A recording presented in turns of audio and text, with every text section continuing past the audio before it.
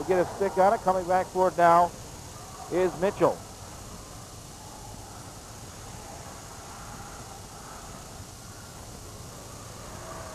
Mitchell gets around a player. Gets around a second player. Moves the puck up. Budgel. You see Bennett skate to the bench, get a rest. Put up some fresh legs.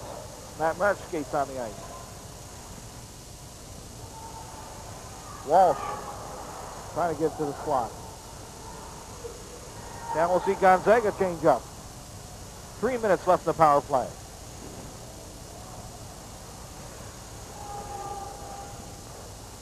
Gonzaga with a long shot. Boyd will have to come out and cover it up, as Mike Whalen had an opportunity to go for it. Exploits a little upset there. Number 10 spraying a bit of snow in the goalie's face. As we've seen earlier in the game, Exploits player receiving 2 minutes for doing the same thing.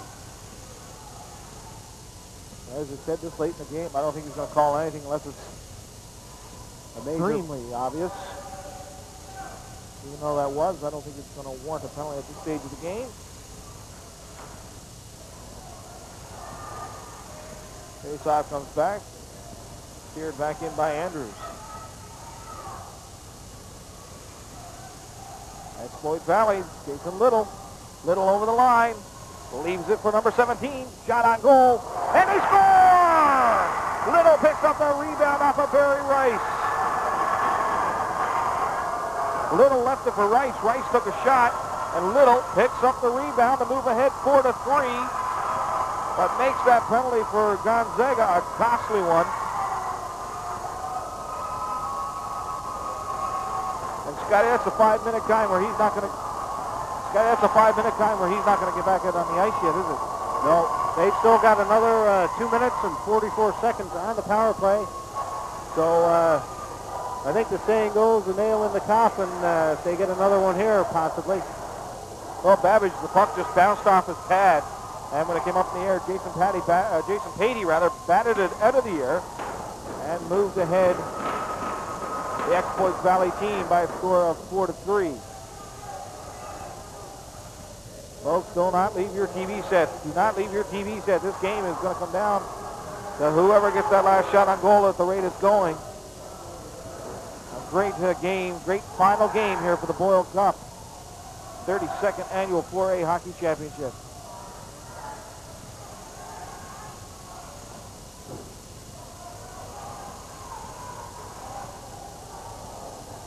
Shot out, Exploits, instead of taking the puck.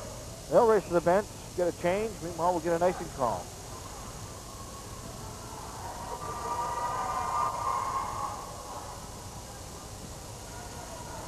.6:37 left in the game, Ken. Starting to wind down now. Exploits still got a little over 2 minutes left on their power play. Gonzaga needs to kill this if they want any chance, I think, of tying the game up. Exploits with the puck.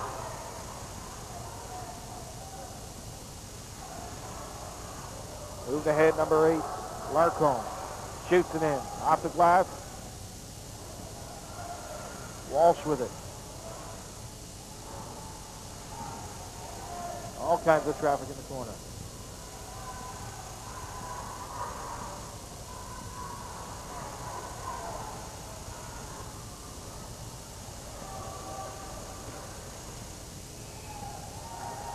Close one there, Scott. Babbage. A lot of tough work in the trenches down there, Ken. Both teams playing close quarters. Talking about that, the minute 35 left now in that 5-minute penalty. But when you look at who's in the box for Gonzaga, it's one of their better players. And, you know, they don't need Jason Hedges in the box for 5 minutes. And it's really hurting them at this point. Hedges getting a lot of ice time as well for Gonzaga this afternoon. So is an Oakley, I noticed. And then Hines, the defensive pairing.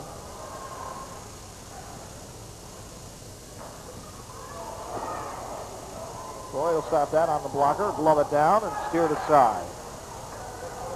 Exploits Valley moving it up now. Walsh. Long shot. Babbage with the save. Exploits Valley. Bennett racing back off the post. Bennett played the man. Well, looks like Bennett has no problem getting back into play, Scotty, in this late of the game with all the ice time he's logged. Super lungs he must have. 33 seconds now left in the power play. 5:10 left in the period. Get an offside call. Gonzaga doing well. There's only 32 seconds left in the penalty now.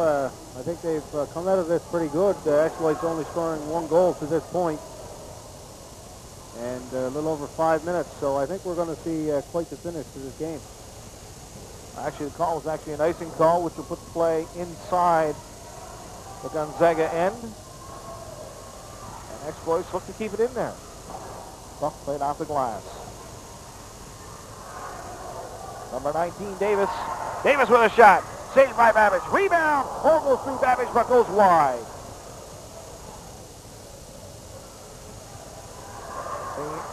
Exploits Valley with it again. St. John cleared out.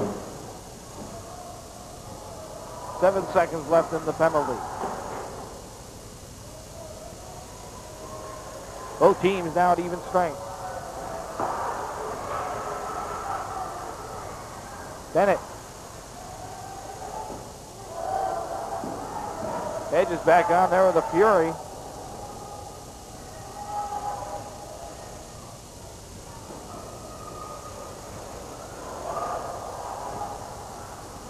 I think you'll see Hedges try to make a little payback here, Scotty, for the penalty he took and try to do it with some offense for Gonzaga.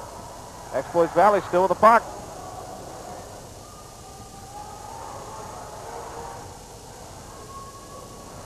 Cashin was taken down. Again, Exploits Valley with a shot goes wide. March couldn't hit the net. Hedges. All over the place. Exploits Valley with a shot. Oh, what a save by Babbage. Upstairs, and he loves it. I think that would have been the nail in the coffin, Scotty. Yeah. So we'll have to see now if Gonzaga can use that and generate a little bit of offense. They're running out of time quickly here, just over 3 minutes. We get a look at this shot. Jason Hedges, puck stripped away from him. Upstairs went Trent Pudgel. Beautiful save. 3:37 now left in the third.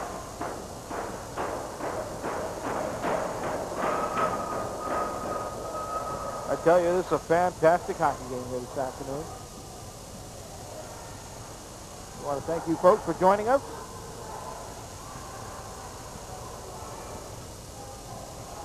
Puck back behind the net. Whalen tries to get it out for Gonzaga. Can't.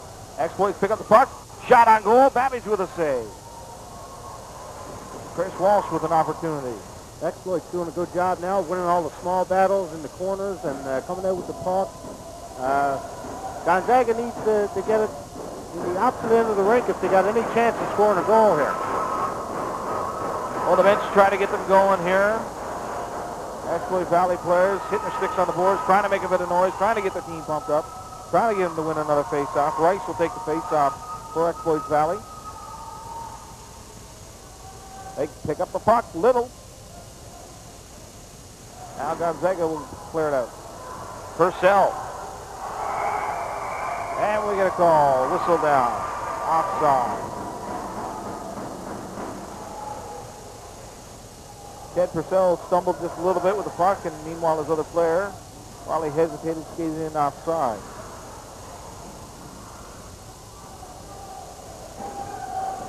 .306, Scotty, what point do you think we'll see Gonzaga pull their goaltender?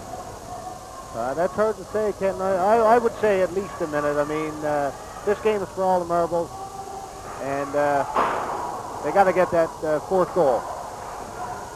Gonzaga trying to apply some pressure. Bodies moving around in the corner, trying to freeze it up for a whistle.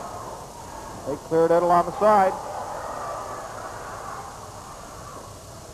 Back forward is Powers.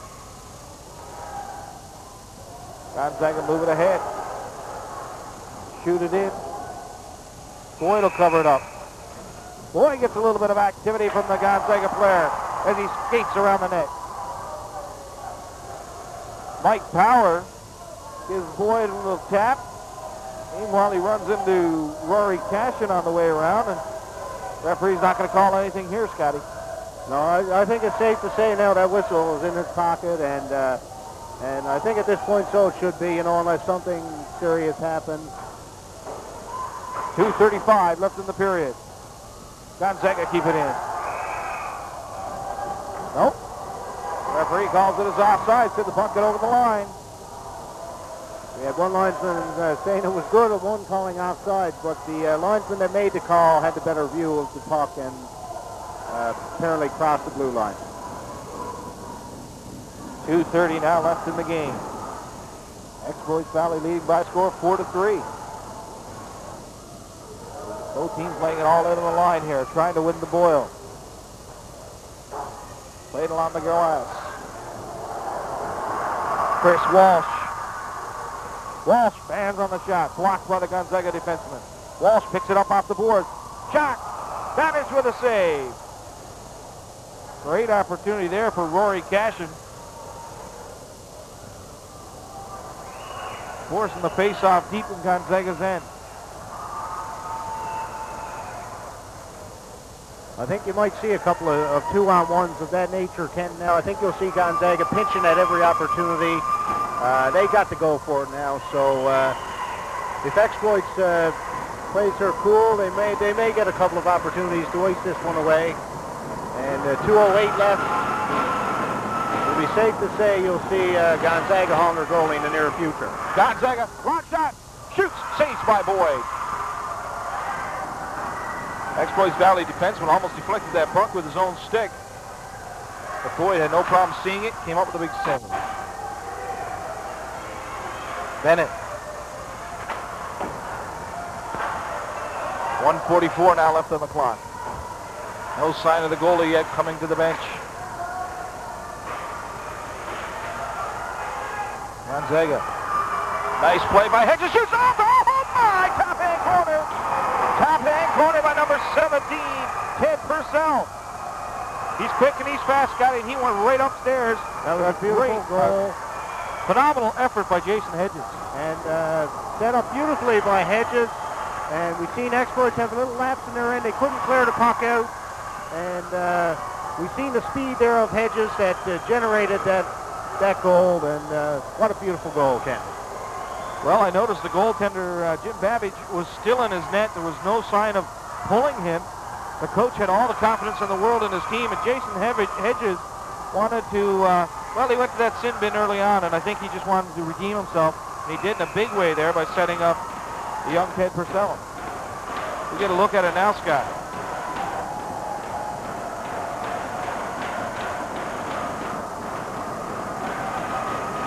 Nifty pass by Hedges. Boyd couldn't get the glove on it.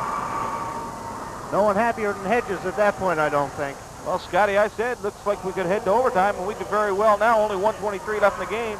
Everything's all tied at 4. I would assume a game like this, everything would be sudden death overtime. Not as sure of the rules, but I would assume that as well. Hard check into the boards. That's something we haven't seen a lot of in this last period, was hard checks. Both teams choosing to play some open ice hockey and just try to get the puck up to the neutral zone. Basically, both teams playing a little more defensive hockey, Scott. Yeah, I don't think anybody's going to be taking any chances now because right now, basically, you are in sudden death. Safe to say, with 1:03 left, that the next goal will probably, in all likelihood, win this game. Well, we told you at the beginning of the period, he who scores last could be the winner. And that's the way it's going here this afternoon. These two teams end for end, matching goal for goal.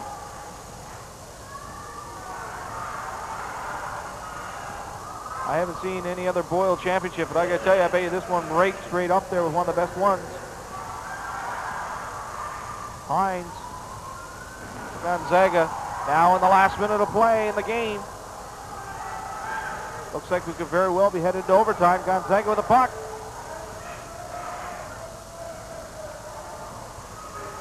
Hedges loses a piece of equipment on the ice. Now it's Exploits Valley and offside. Gonzaga players complaining to the referee that it was a late shot, but all the fan noise, Scott, I don't think he heard the whistle. I think if Gonzaga thinks that he's going to call that for shooting after the whistle, that's a little bit much, I think. Well, we're about 3/4 full here at capacity crowd today, and Scotty, if it was full, I'd hate to see if Gander was in the final. How loud this place could really get.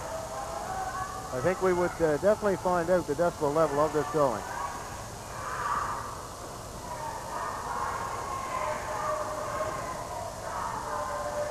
One thing we can say about this ice surface, Scott, I'm sure you've played on it, and it's a lot bigger than the old building, isn't it? It's a big difference. You find it basically from the top of the circle to the blue line. You have a whole lot more room to move around. Behind the nets is just a bigger ice surface, and used to playing in the old Gander Gardens. It's a big change. Well, the facility's definitely getting a lot of use. I mean, we've gotten this tournament here. We had the Hospitality Newfoundland. We've had figure skaters, some national known and international known figure skaters here. Of course, we had the curling that we've covered on cable with some of the best curlers in the country. So our new facility is something to be really proud of. And Scotty, I wonder if we'll ever see a day of some senior hockey back. Well, that's a tough call, and you know, senior hockey is still going strong in Newfoundland. The West Coast got a great league going over there now. Apparently they're having, 1,500, 2,000 fans out for the games. League's still going in St. John's. It's too bad, really, there's nothing here. There's a player base here, I believe, for a team.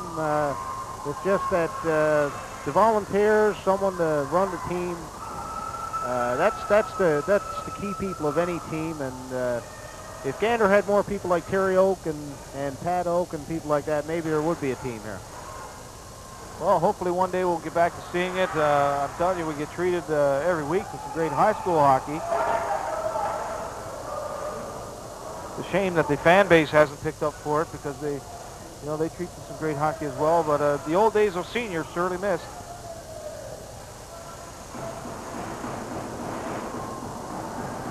You can tell senior was missed when they had the reunion. The crowd they got for that. School hockey are filling the void right now, but I think people want more. And they're getting it here this afternoon. A good crowd of people here, a good crowd throughout the week, checking out some high school hockey and really enjoying what they're seeing. It's definitely been the talk around town. Exploits Valley. That'll be the end of the third, all tied at 4. We're going to go to overtime.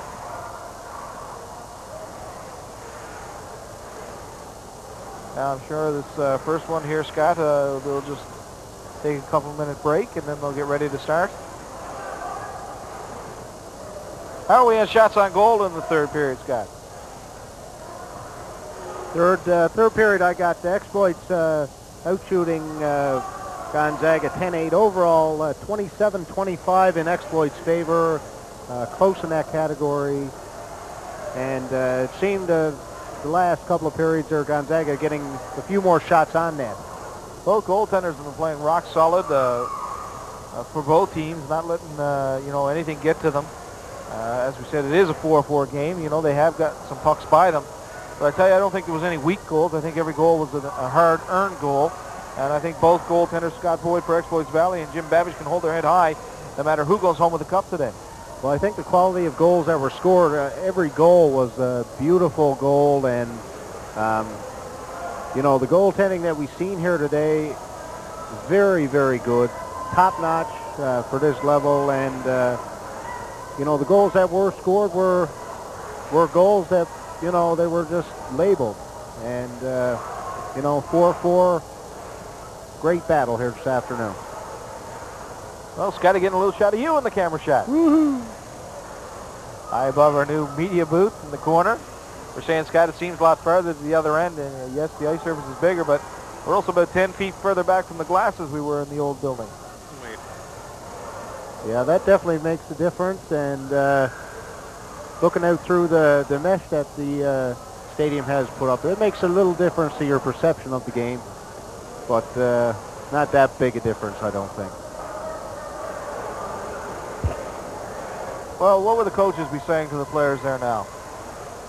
It's a tough call. Anyone that's played overtime knows that, you know, first goal wins, and basically whoever makes the first mistake loses.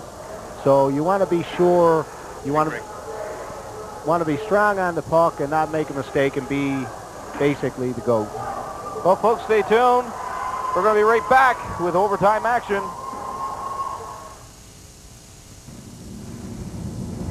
You're viewing Cable 9, your community channel.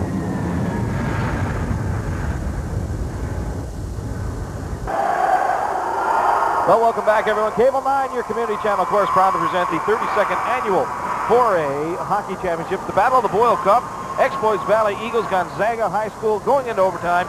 I'm Ken Dumpy with Scott Young, and Scotty, I tell you, it's great to be back together in the booth. Oh, yes. Great to be up calling a few games. We haven't done many over the last couple of years, but it's great to be back in the new booth and doing a few games. Well, I tell you, folks, if you haven't been in the new facility, you got to come out and watch some of our minor hockey. We've seen an Adam game here this afternoon, Scotty. It was end-to-end. Gander and Twillingate and the kids put on a great show.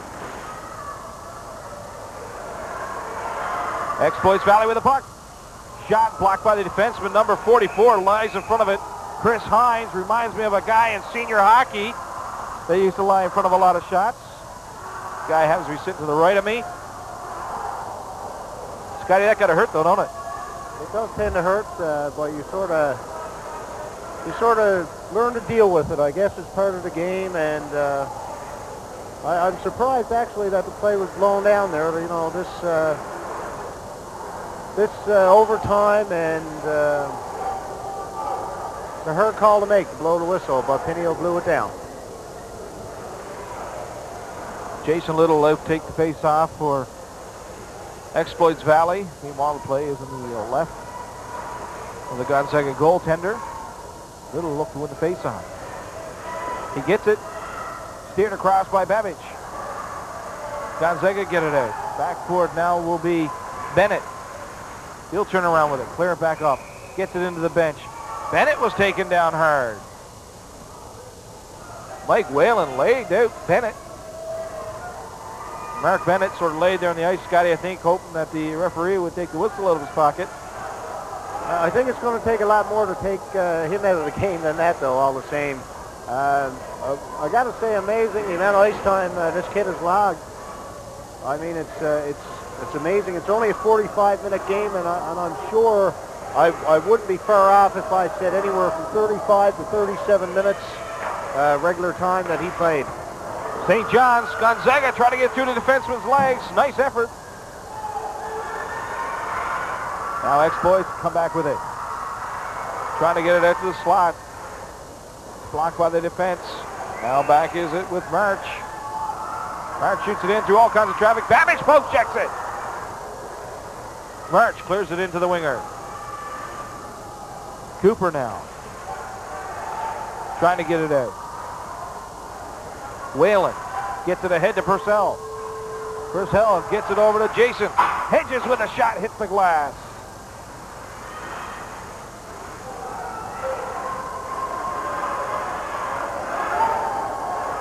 Matt March plays it around the boards. Can't get it out. St. John's with a shot on goal. Boyd with a save. Andrew Piercy trying to get a little something extra at the goalie after the play. Exploits having a little problem moving the puck out of the end, and Gonzaga pinching in, make sure they play it tight. Try to stir up an opportunity.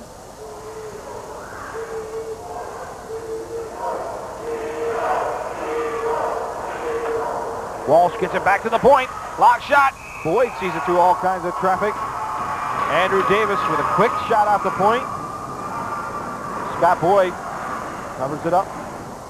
One thing to remember, I guess, at this point of the game, being in overtime and all, you want to make sure those shots are on net.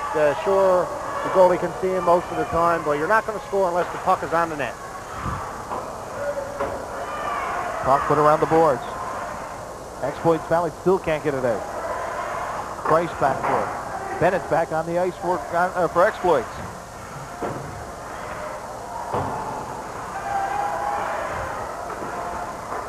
Davis, he can't get it in. Davis with another chance. Finally gets it all the way down. Icing is waved off. Back skating for it is Andrews. He plays it along the board. Andrews moves it out. Just out. Now Bennett. Bennett with a long shot. On the ice. Babbage with a stick save. Power. Back to Bennett. Bennett with a shot. Babbage with a save. Has to cover it up. Got it on the inside of the pad and had to cover it up, Scotty. Well, everybody is just trying to get the puck on net. No real big opportunities yet, Ken, but we had a few shots, and at this point you never know what's going to get in.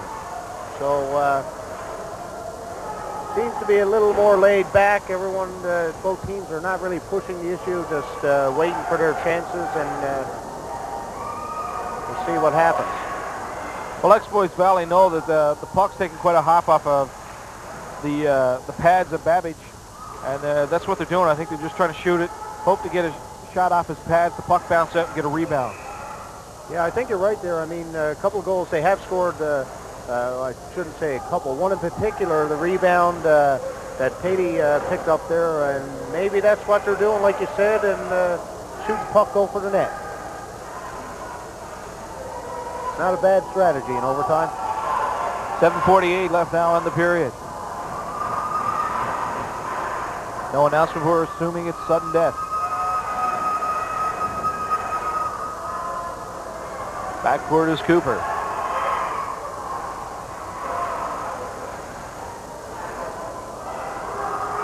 Gonzaga tries to get around the defenseman. He's tied up. Puck cleared over the boards. Corey Mitchell trying to turn it back up ice, but meanwhile the puck went up and over the boards. Look at a stoppage in play. Well, the fans have gotten their share of pucks today. New puck's been thrown up. Fairly big crowd. Ken, Grand Falls seems to have 2 or 3 sections there. Shot on the point. Another shot, shoots. Boyd with a quick save. That almost squirted through. Exploits Valley trying to break it out. They pick it up. Jason Little. Oh, and the flare just fell down ahead of him. Barry Rice tried to stop, and he went in over the line. Oh, Jason Little got an offside call. I keep saying Grand Falls, but I guess that's not politically correct anymore. No. But it's a hard habit to break, I guess. Grand Falls, Windsor, of course, the Exploit Valley Eagles. Exploit Valley, they're in the school. 2 schools that are deep in hockey tradition. Grand Falls, Windsor got a great, as we said earlier, great high school hockey tradition. So does Gonzaga.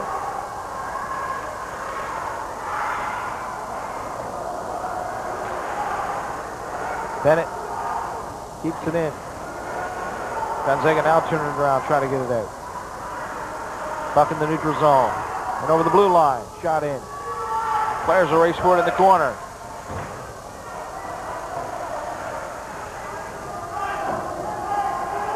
All kinds of pushing and shoving going along in the corner. Meanwhile, Exploits Valley bring out the puck and take the linesman with them. Hines shoots it back in. Gonzaga changing on the fly. Backcourt is Price. He loses it. They pick it up again, and a hard check. Oh, number 10, Whalen. He lays out the body of number 17.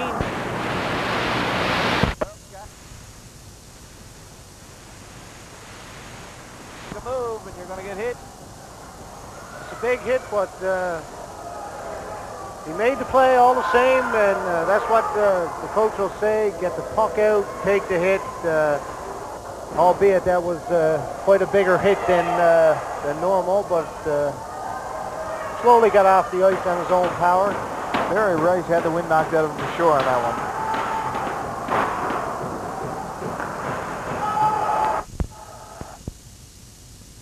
Gonzaga. Shot through all kinds of traffic. Steered aside by the defense. Nice save by Boyd. All alone, top of the slot is Mike Whalen looking for the puck. Meanwhile, the point gets it, moves it in. Purcell with it along the boards. Hedges tries to come out. Couldn't get out. Hines can't keep it in. Purcell turns around with it. Shoots it back in. Boyd sticks it, covers it. Oh, nice effort there, Scotty, by Jason Hedges as well. Ted Purcell and the other winger there, Mike Whalen. Good effort by them on that line. Yeah, they working hard for the puck down the corner. Grand Falls coming up with a couple big defensive plays to keep them at bay and not get a shot on net. 5:34 left in the first overtime period. I say first overtime period because, Scotty, this could go a while. It's looking that way, Ken. Well, Rice had the wind knocked out of him back into the play and won the face-off. Gonzaga around the defense, backhand. Boyd with a save, rebound, goes wide.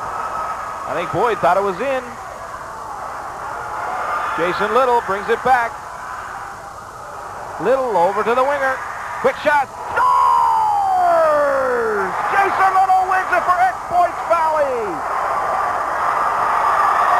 Scotty, just noticing that when Gonzaga gets a shot on goal, I noticed in the last 3 rushes, they get a shot on goal. Exploits Valley capitalize when they're playing it deep, and they put that rush on right away, and Exploits Valley get a shot as we see the team jump over the boards, and they're all celebrating. A big, big shot by Jason Little. Picks up the win. Got to be a heartbreaker for Gonzaga. Get a look at the goalie down there, Jason Babbage. He's got nothing to be ashamed of. He's there on the ice, and Scotty, such a close game like this, you win it, it's euphoria, but if you lose it, there's got to be big pain in the heart because I tell you, such a close game.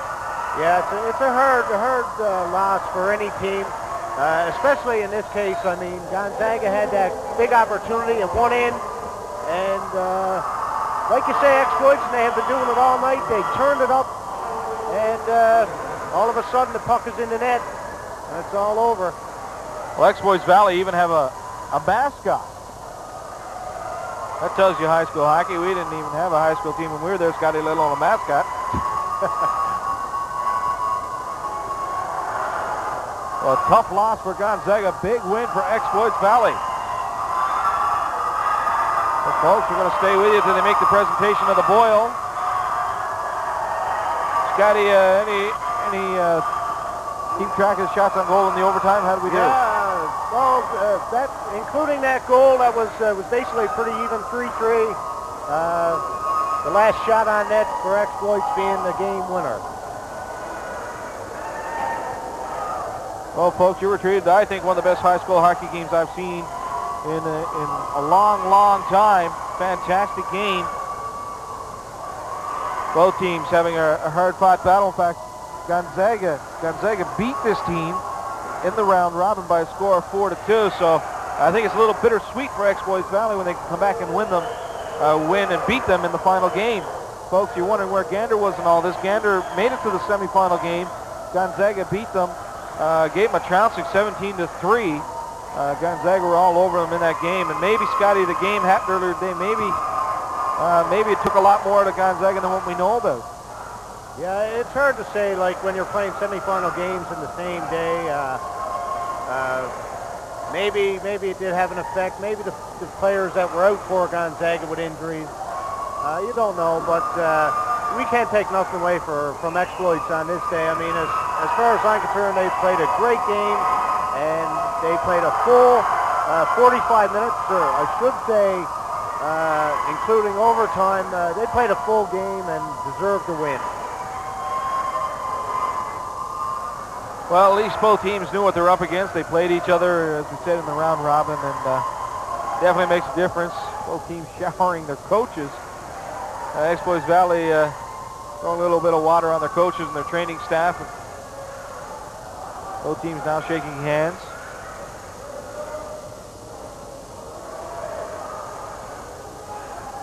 We see Mark Bennett down there. Got to be tired. If they're picking a player of the game, I think it got to be him. I mean, he never, he was in on a goal or two. Great defensively, and I think, well, besides Scott Boyd, who played pretty good between the pipes as well. I mean, he's got to be your player of the game. Well, I think there's 3 players there that could go either way. Scott Boyd, as you said, Mark Bennett, and I also think Jason Little. Jason Little, he played a strong game. I think the goal probably maybe put him over the top, and he played a fantastic game as well. The whole team, both teams played fantastic here, folks.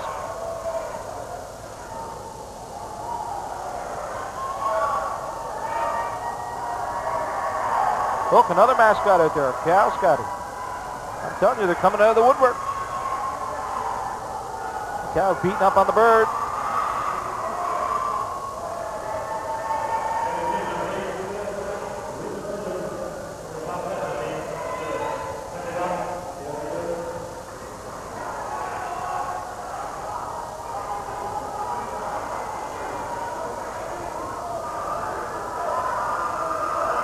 Coach Gordy Blunden out to congratulate the team.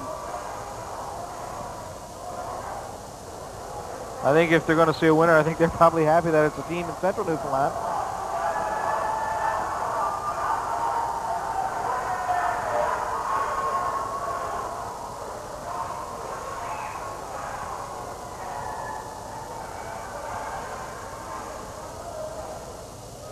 Well, just to run down the lineup, Scott Boyd was in net for Exploits Valley today, folks. Number 2 was Justin Holloway. Chris King, number 4. Jason Little, part of the winning team. Corey Mitchell, Justin Patey, Nick Larcombe, Steve Price, Chris Walsh, Trent Budgell, Todd Horwood, Rory Cashin, Matt March, Barry Rice, Ryan Davis, Joey Andrews, Matt Grimes, and Mark Bennett. These kids, in fact, well, these young adults will never forget this day as long as they live, Scott. It's a big win.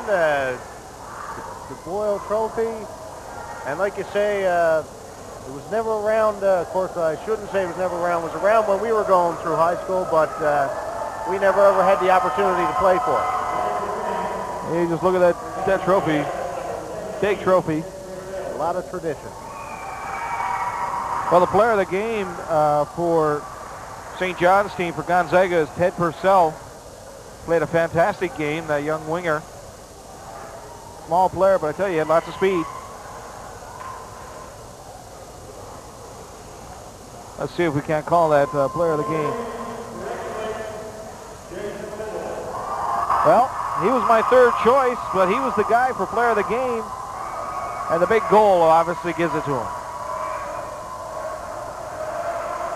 I think Exploits had a number of players of the game today. Everyone seemed to show up and do their job.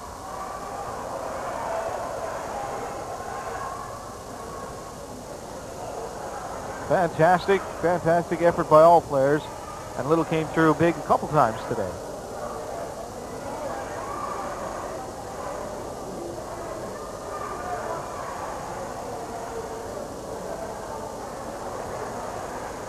It's just moments away now from the presentation. Sky, that's a big trophy. I just noticed that myself. It almost looks like the Grey Cup. The Grey Cup of hockey.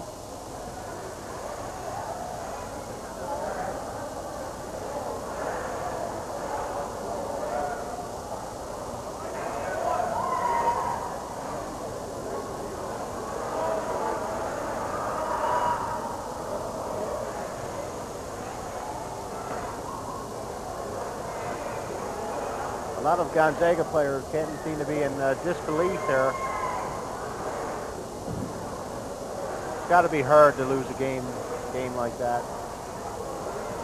Well, for the seniors especially, you know, they play all their high school career hoping to get to Boyle, and some of these high school players may be the last real competitive hockey some of them may play. And that's you're probably right there.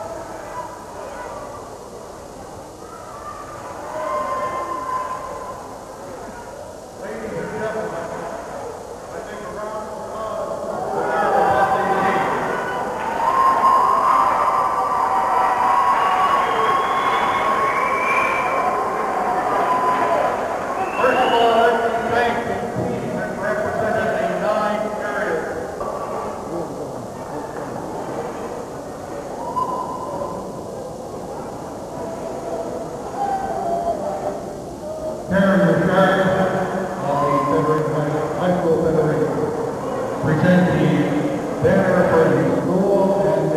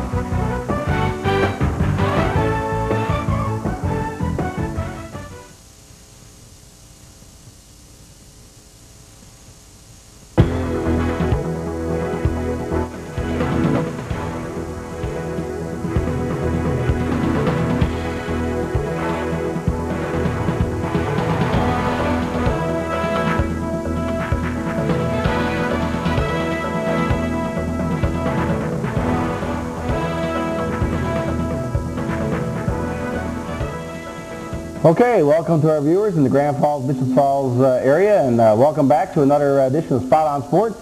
And of course, as you can see, joining us tonight in the studio are the new provincial 4A champions, the Exploits Valley Eagles. Welcome to the show, gentlemen. All of our viewers just had a chance to watch a great hockey game, one of the best high school games I think you're ever going to see. And before we go any further, I'm going to also introduce to you a new member of the show this year, my co-host, Barry Manuel. Barry, welcome to the show. Thank you very much, Darren. Good to be here. Yeah, we're going to have a lot of fun this year. We're a little late getting on. We had some training, and of course, scheduling was a little tough, but we're going to be here for the next, who knows, month or 2 months time the NHL playoffs get going. We're going to have a lot of fun, and over the next little while, some great local sports will be covered, and some trivia questions as normal, and some picture trivia, so I'm sure we'll do it all. But before we get into that, why don't we spend a few minutes and have a chat to these fine young gentlemen over here who pulled off a miraculous feat this weekend. I don't know if miraculous is the right word, but because it was no surprise to us that we won, right? Okay, so let's have a chat. Maybe Mark, as captain, why don't you tell us how it felt for you? This is not your first chance at the 4A, so why don't you tell us how it felt?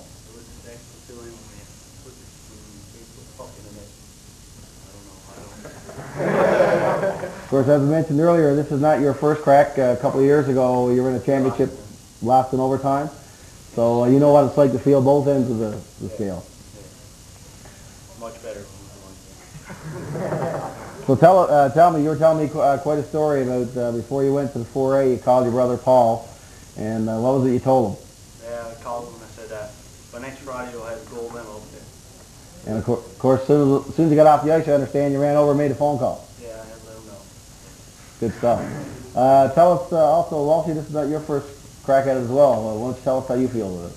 Well, it's a lot better when you come back at it when you know what it feels like to be on the other end. When you come out on top, it makes you feel that much better. I know we were on the bench getting ready to go into overtime, and Walshy was saying that he's just not going back to school with a silver medal. So certainly had no intentions, and it worked out quite well. Rory? Well, after every cup, like, that was brutal after that. It was the same situation, so I'm just glad we came out on top this time. Now it's on the way where. Okay, great. And Matt Grimes, Matt, you're a senior as well. Tell us what this means to you. It means a lot. I mean, everyone talks about the 4A. Grand Falls has never won a 4A. And I mean, this time, we come out on top. Dad talks about it. My grandpa talks about it. And everyone talks about the 4A championship. And I mean, we came out on top, and it feels excellent. Right. Okay, great. Corey Mitchell. Corey, late addition to the team this year, but a good addition. And of course, tell us how this feels to you. Just goes to show, I guess, what kind of team we had this year. Like you said, I wasn't at the beginning, but the boys let me play, and I did what I could for the team, and it felt just awesome to be out on the ice with boys and win it. It just felt great. Everybody knows that we're the best team we've playing now. Absolutely. We'll get you guys just to probably speak up a little bit for us as well. Chris, you're also a senior. Last year we had some conversations, so this year we want to come back to So, and we have Steve Price over here as well. Steve, tell us how it felt for you. I know you were pretty excited as well. great man in baseball last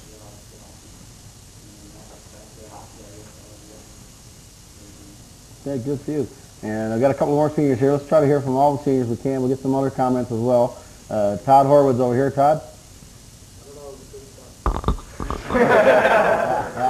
Best move of our life, right after we lost Irving Cup, get back on St. John's and the boys.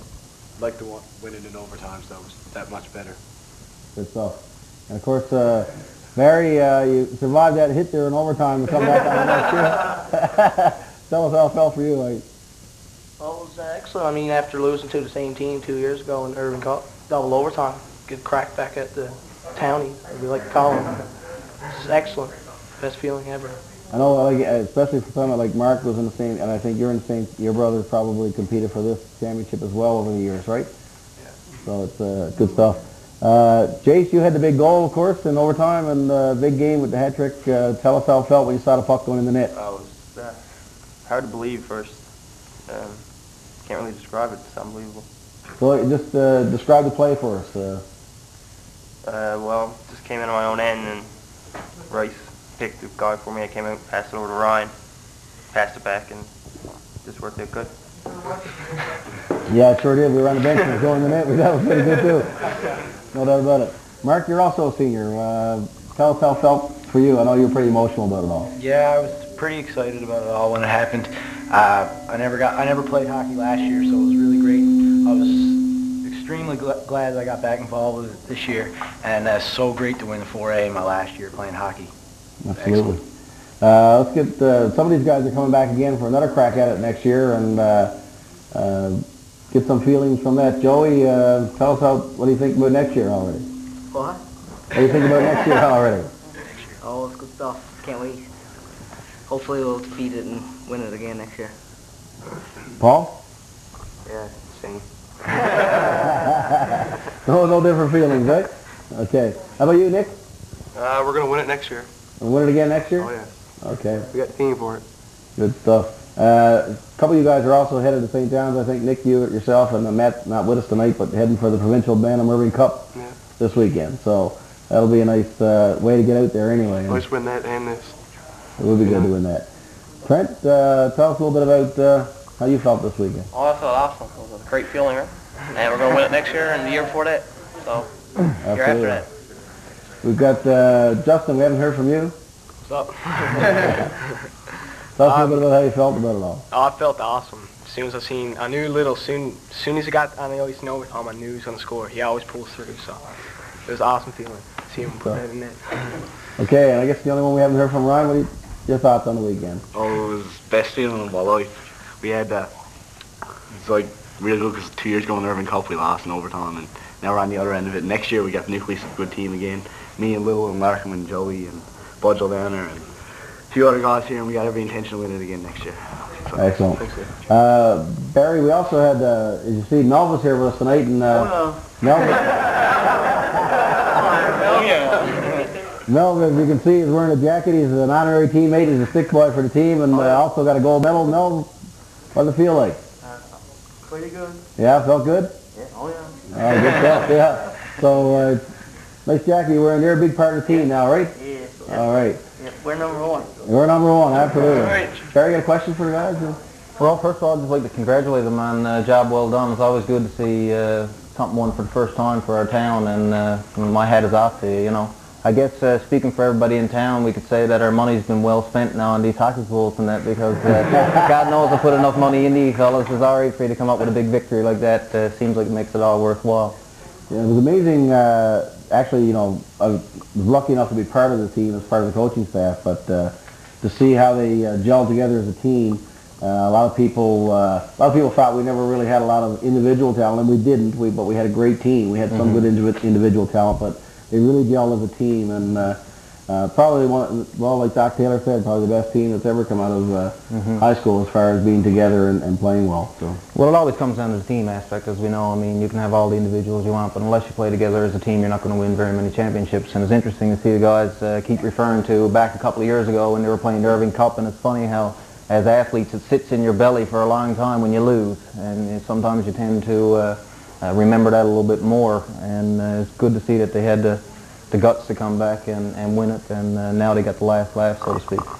Absolutely, and it wasn't the first game we had that tournament against Gonzaga. We had a pretty rough one on Thursday night, so we survived that and brought them more. Maybe we can get a shot of what's sitting here in front of us, a total shot if possible. That is the Boyle plaque. For those people that were watching the game on television, the actual Boyle trophy will be sent to the high school in a short period of time for a couple of weeks on display. That will be engraved with all the players' names, and that's a pretty historic thing. The Boyle Trophy has been in existence since 1904. It was originally I think the senior championship in Newfoundland. It was lost for a number of years, I believe, in a bog.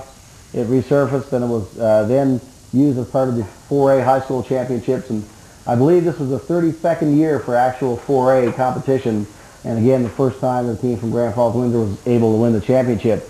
And if you consider over the last 32 years how many good players have played for that 4A championship, these guys are in great company. Oh, there's no doubt about it, Dan. It's just a huge compliment and a huge accomplishment to have a win after so long.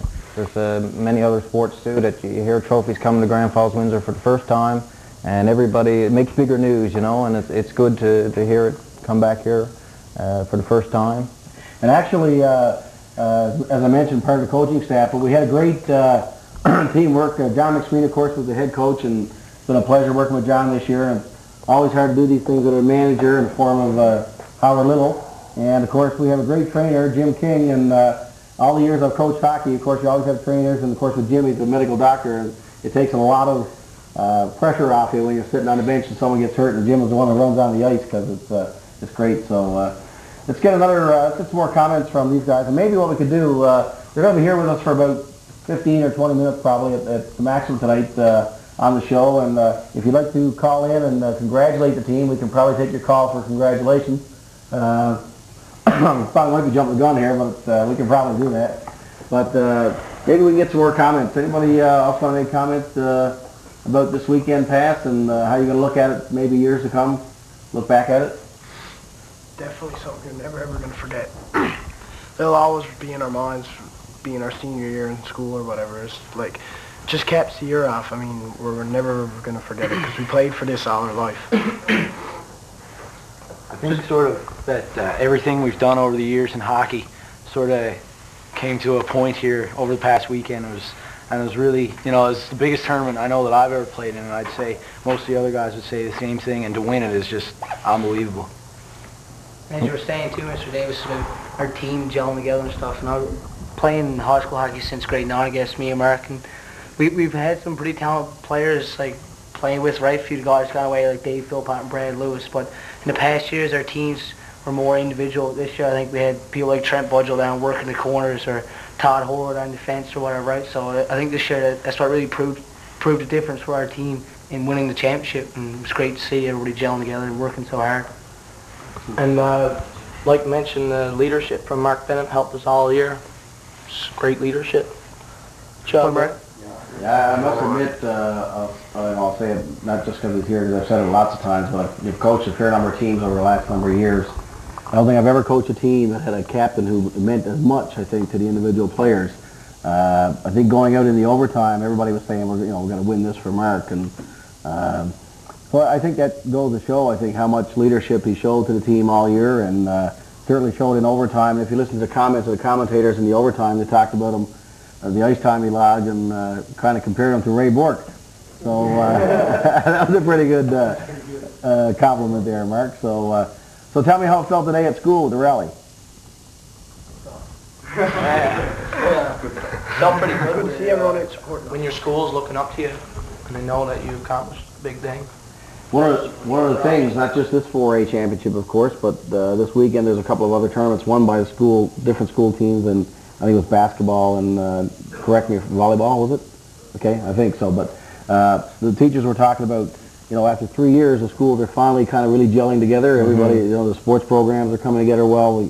Everything is really turning the corner, and this is really going to be a very classy high school and sports program. Sure, and hopefully this will just be the start of a lot of good things from Exploits Valley High now. Like you say, even when you get a new team together in other sports, not necessarily a school team, and it takes a long while to get together and know each other and kind of know each other's tendencies and play together for a while, and again, it comes back to the teamwork, We're going to show you this, we're going to queue up, going to show you a goal here, guys, and we're going to ask you to tell us how it felt here when we were leading 4-3 here late in the game.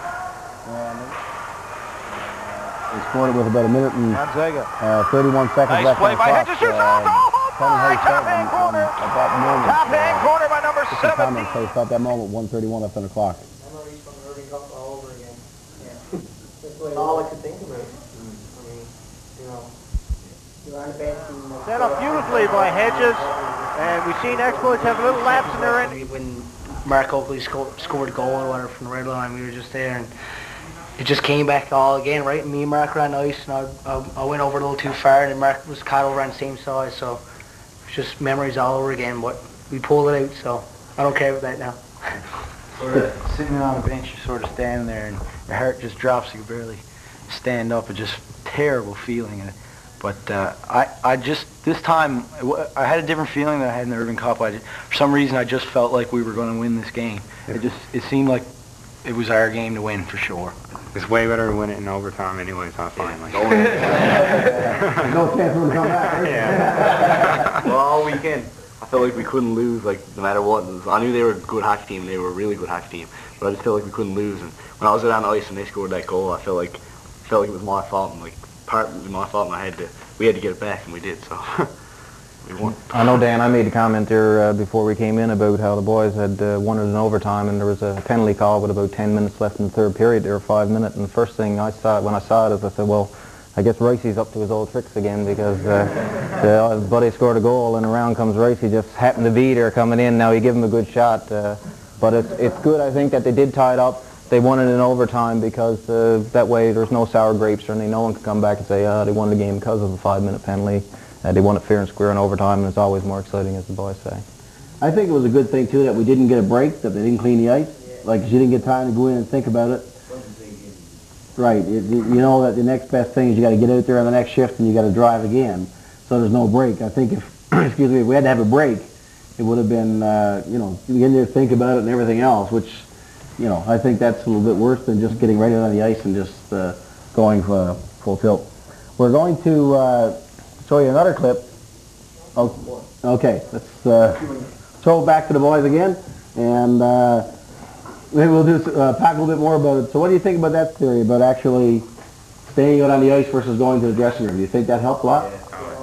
You just got to go, get up and go. Mark, what were you feeling when that goal in the net and tied it? I was just not going to let it happen again. Just wasn't going to. Just knew we had to dig down. That was a lot better than when we didn't go in, because we knew that we just had to get back out on the ice and go harder, and we did the first 3 periods. I think your nerves didn't kick in as much either, right? You were just sitting there and you were just thinking about scoring. Like, you weren't in the dressing room, you weren't thinking about like what would happen if you were lose or whatnot, or if a goal was going to be scored against you. I think you were set on going out, working your butt off and doing the best you could for the team, right? I think that's what everybody was thinking, so I think it worked out to our advantage. The look on Bennett's face right after they scored, I knew it wasn't going to happen. I knew we had it. He came in and he looked all mean and stuff. I knew we weren't going to win. So guys, what about playing with playing in Memorial Stadium for, I guess, for the first time for some guys? Some guys probably played there before. Was that a little bit of a thrill playing there as opposed to playing in another? Yeah, I know. Go ahead, Dan. No, that's right. When we were in the Confederation Cup, it was quite a bit of different experience playing in. In that game, we beat Gonzaga. That game, yeah, we beat Gonzaga. Just for the record. That was sweet.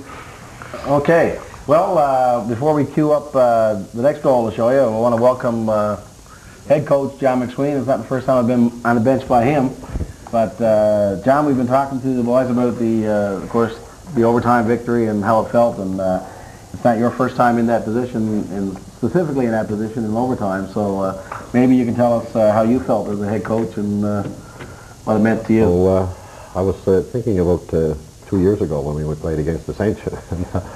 We had a 2-goal lead, and of course we lost that 2-goal lead, and they scored late in the game, and then this happened with just a minute and 31 seconds left, and I said, shades of ascension. But not having to go in, like the boy said a few minutes ago, not having to go in the dressing room didn't allow us any time to dwell on the fact that they scored late in the game, and it didn't take any of our momentum away. So coming back out to a couple of key saves in our zone, okay, and a good offensive chance, and of course well-executed offensive chance, and it was history.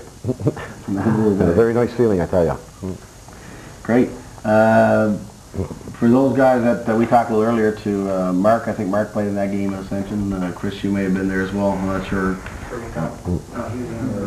Okay, right. He was there every couple of us. That's right. No, so it was, yeah. Okay. So, okay, we're going to go to another goal now. We talked a little earlier about the goal, how you felt when the Gonzaga goal went in 4-4, and here's the overtime goal, and as you saw, there was a close chance on their end, and Jason picked up the puck and broke out. Of course, once he beat the first guy, Mark Oakley, it was 2-on-1, and it was a good passing play back and forth there, and like we say, once it was in the net, I'm not sure who was off the bench quickest. Maybe it was the coaching staff, but it was quite a feeling. So, again, Ryan and Jason, you two guys were on that play directly. Jason, again, did you see it actually going in the net, or were you falling away from the? I saw the net move. I never really see the puck, and then can't really explain what happened. Then I just went nuts. I think the key on the goal was the fact that he was playing his off wing, and he had his body in front, and he could take the puck much further to the side, and the goaltender had to come a long way, and he never got set on the shot, and of course. before he could get set to make the play, the puck was past him. I think he was kind of playing the shot. I think he was expecting the shot, right? So, Ryan, for your part of that play, what were you thinking when that Jace was on 12 me and Jace doesn't miss. So I said, if the puck gets over the little, it's in the net and the game's over. And I gave it to him and game's over. But then it took me about 10 seconds to realize we won the game. I just stood there and looked at the bench and everybody was clearing off. And I was like, oh, I gotta throw off my gear now. I don't know. Very good. Which one of you guys was it hit the boards when you tried to jump on? Was that you racing? More like... I don't want to look at Price. Price didn't know where he was going. Steve didn't know which direction to go. He didn't know who was going. Oh, very good. So, actually, we're going to talk in a little while to a lady from the concerning the Wish Pool Children's Wish Foundation, and you weren't here a little earlier, Mac, but as a team, I think all the players, we're all going to buy a Children's Wish Foundation hockey pool. And part of this, of course, goes to the Children's Wish Foundation, and we thought we'd match the donation from the hockey team and make a donation to the Children's Wish Foundation to give back into the community, since the community has given so much to us this year as a high school team, so they thought that was a good idea. Yes, great idea, and of course we got a great response in terms of our fundraiser from a lot of people in the community, and of course this is just one way to pay back, basically, right? We know what the value of a hockey pool is. Oh, exactly, yeah. Not only that, was a chance to win some money on this one. Yeah, absolutely, chance to win some money. We have to do very well on our own. So, Mac, you mentioned, of course, you got one more year of teaching left, so I think we're going to go one more year at this again and give the 4A another crack? I think so, yes. Working with a good group of fellows, and I always enjoy coaching hockey, and it's been, for me, since 3 years since Exploits has started, it's been 3 good years of hockey, and of course this year culminating in the championship was even quite a bonus, right? So I think to go back next year to try it again would be a nice venture, I think, right? Actually, when I was watching the tape, that's why I was late. I didn't want to leave. I was watching the whole game, so I kept looking at the ways that we could probably improve on playing our own zone, because we got trapped. We got trapped a number of times on the boards on our breakouts, right? But we'll worry about that next year. John, we talked about the guys there, how big of a thrill it was for them, and of course they're young fellows compared to you. I guess we could say that in front of these guys. I know you played a lot of hockey in your day, and you coached for a long time now. So why don't you explain the thrill for you winning a championship and bring it back to Grand Falls? Well, I enjoy coaching in the sense that you can do a lot of teaching, and of course the kids pick up and their skills improve and the games get better and so on. But this, in terms of an outcome, was a tremendous outcome.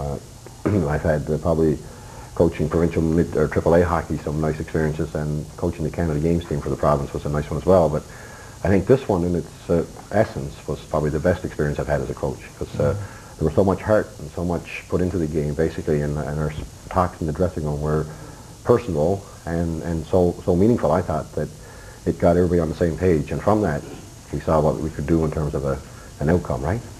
It's funny how a coach can get a feel for his team like that, you know, like you were saying how you were pretty positive thinking there, so. Yeah, and they responded well too, right? And it's difficult, I know, at times to have players not get as much ice time as they want, and it's a coach's dilemma.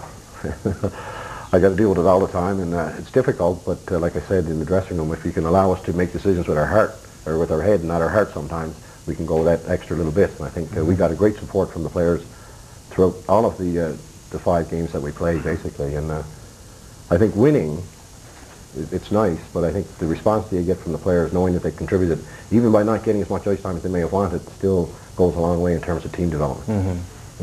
Of course, that's what makes the team the team. Before we wrap up here with these young gentlemen, of course, your year is not quite over yet, and you got to rebound now and kind of get back in gear, because the Central for the Woodman Trophy is not finalized yet, and of course you guys are still undefeated in the Central League, so I'm sure you want to continue that and make this a total sweep for the whole year. Some thoughts on the Central playdowns to be played before we break? Scott? Keep playing well as a team, and just come out and play hard every game, and we'll succeed. I think one thing too we gotta do is, like, even though Lou Sport's probably not as strong as Gonzaga or some other teams that we played out there, like just because they're a weaker team, we gotta dig down deep and we gotta prove ourselves that we still beat the teams that are probably not as strong or whatever, and we can't take them for granted, because they got some good players. I play with some of the guys on AAA, and they got some good players. They could kill us. one of the things now that you're 4A champs, they're also going to dig deeper because they're going to want to beat you even all that much harder. We're going to keep our heads in and play hockey. That's right. And of course, it's the age-old problem too to get up for a team that's on paper not quite as good as some other teams. You usually get yourself hyped up, like this game, for example, a championship against Gonzaga. You're playing Lewisport, maybe it's a little tougher to get up, but I think the boys are up for the task. Well, congratulations again to a fantastic tournament. You're a great championship team, and I say next year we'll go back for a crack at it again. Thanks, John, for coming in and joining us, and we're going to take a quick break, and when we come back, we're going to talk more about the Children's Wish Foundation and Wish Pool 2001. So please come back and join us in just a few moments.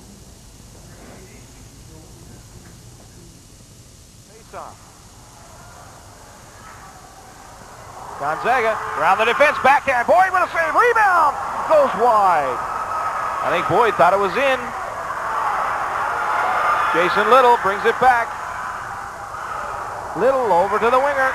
Quick shot. Scores! Jason Little wins it for X-Points Valley. Scotty just noticing that when Gonzaga gets a shot.